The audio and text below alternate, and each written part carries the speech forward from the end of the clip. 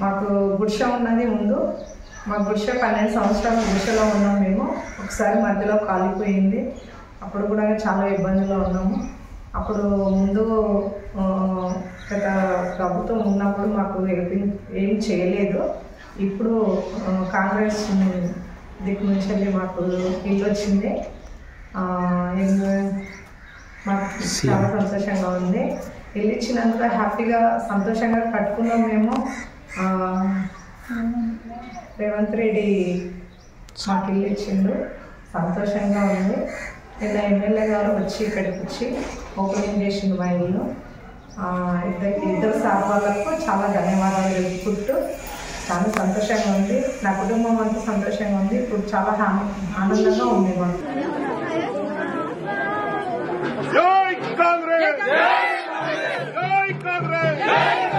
రేవంత్ రెడ్డి గారి నాయకత్వం, డాక్టర్ కూతుకుల రాజేష్ రెడ్డి గారి నాయకత్వం.